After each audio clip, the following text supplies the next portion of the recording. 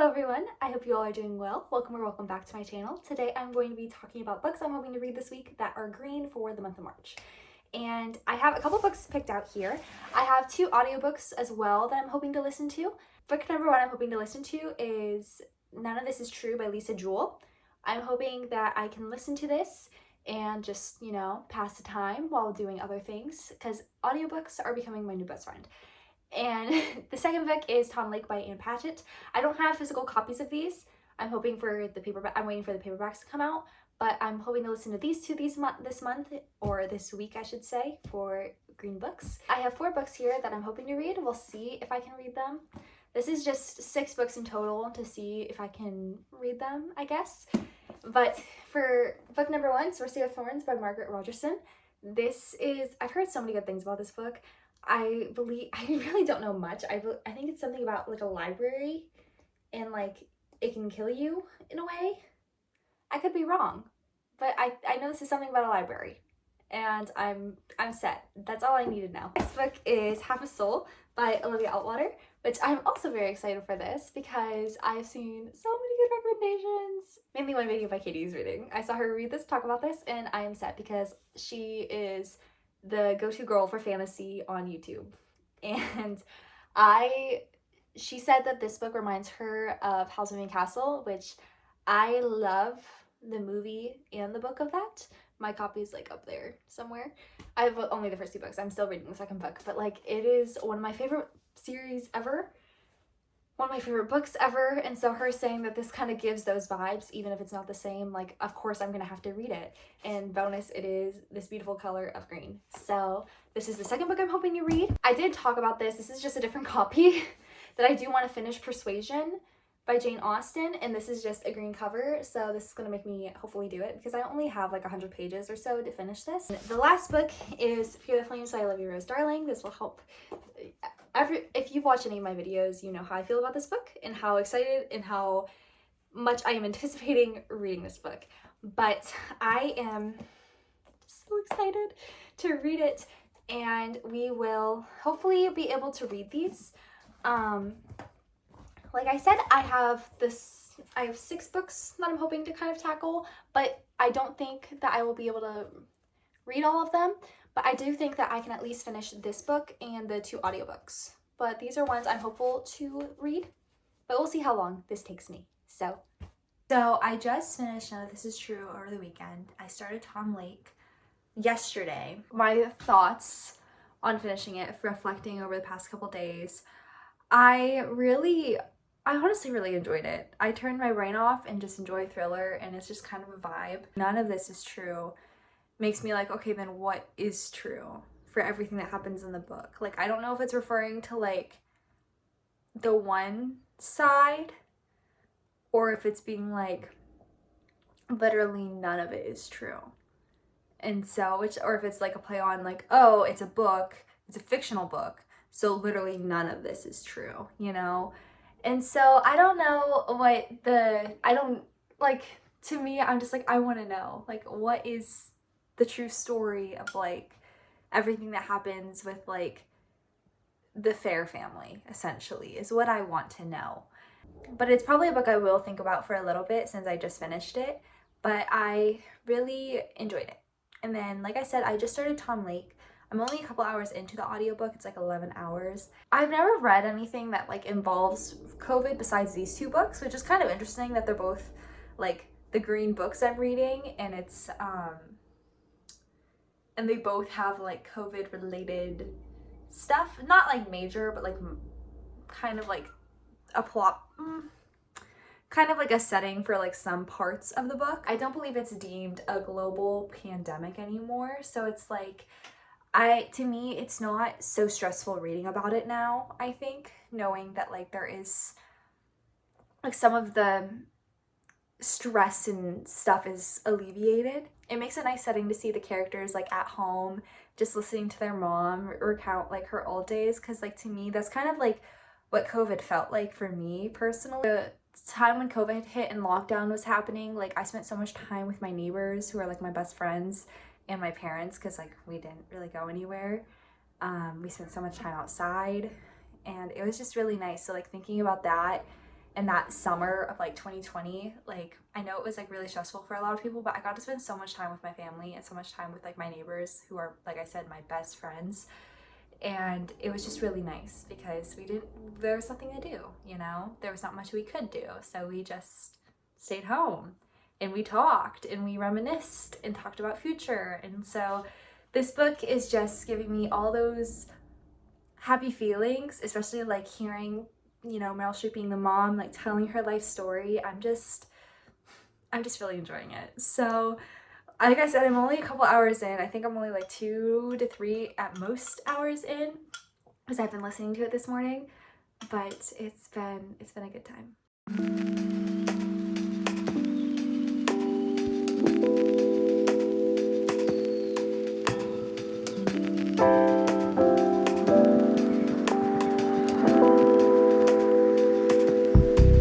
Hey guys, so I just finished reading Persuasion by Jane Austen. This is backwards.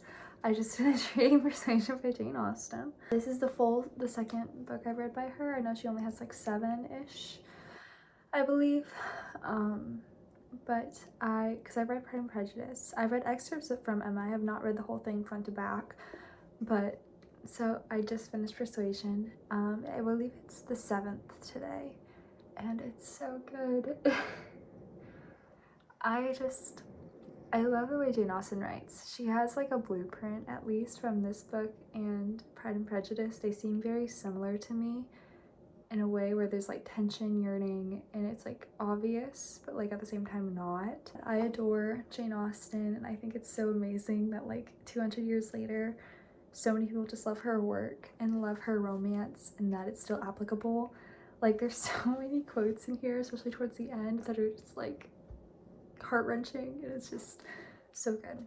So those are my thoughts on this. I don't know what I'm gonna pick up next. I'm still listening to Tom Lake, and with Tom Lake, I don't want to finish it, but I do. It's just so good. I have the physical copy. I think I'm probably gonna wait until the paperback comes out, whenever it comes out, if it comes out, because I have the Dutch House by Anne Patchett in paperback, and I like my books to match, so I'll listen to it but buy the paperback because I know I will reread it. But I'm gonna continue listening to Tom Lake. I probably will start Fear the Flames because that is a book I really want to finish. I don't know if I'll finish it in time for this vlog of reading because I'm trying to do this within a week. So I have not updated in a little bit. I first finished Half a Soul. I finished this, I think, on Monday. And I was really sick over the past weekend. It is currently Thursday. And I tried filming when I was really sick, but it did not turn out well. So I'm just gonna talk about this now. So I finished Half a Soul, and oh my goodness, I knew I was gonna love this book, but I didn't realize how much I was gonna love this book. This book is an absolute 5 stars. I think about it all the time, like since I finished it, because it's Thursday. I finished this Monday, so I finished it, 3 days ago? And I just think about this book literally nonstop. Not really, but like a lot. I think about it at least a couple times a day, every day. Like, it's just so beautiful and so amazing. Like, I think it just appeals to me because it's like my favorite genres all in one book, because it's like historical, romance, and fantasy. For fiction books, this is like my favorite thing, like just all wrapped up in one, because I love historical fiction, but I love it when like there's also historical romance, and especially the fact that it's like also fantasy. There's fantastical elements. It just makes me so happy. And so this book is just like a little kiss. If you love Studio Ghibli movies, for example, like Howl's Moving Castle, that's probably the one I would consider like this most similar to for vibes. If you love the movie and even the book a little bit, I would say, because the book and the movie for Howl's Moving Castle are different, but I love how Diana Wynne Jones writes, and I love how she writes Howl and Sophie, and if you love that dynamic, I would say you'll love this. So Half a Soul is 5 stars for me. I'm so obsessed. Like, I literally just want to talk about this for like 20 minutes straight, but I'm not going to do that. But I wish I would have been like good, but I read that. Like I wish I wasn't sick. I am still reading Fear the Flames. Don't think I forgot about her, because I did not. I'm not very far. I'm on chapter 11 for page 94.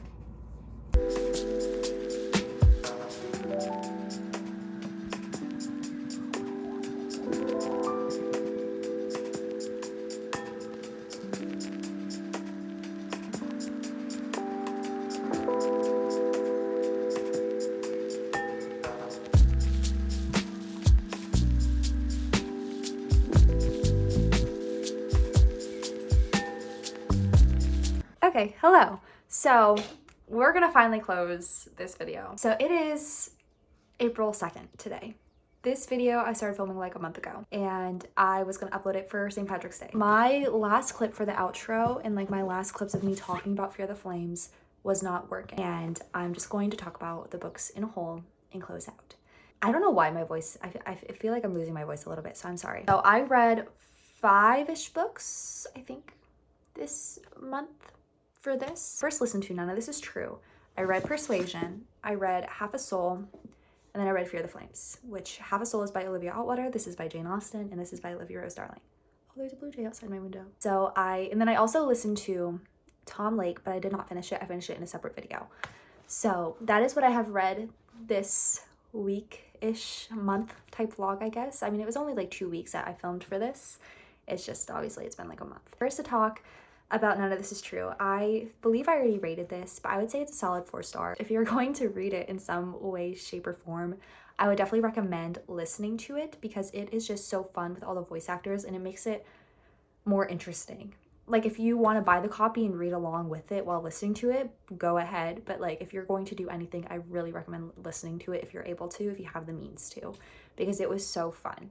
Like just listening to the different voice actors and just like the fact that it's like kind of revolves around a podcast and like the events of like how that affects everything for the two families involved. It's a solid 4-star.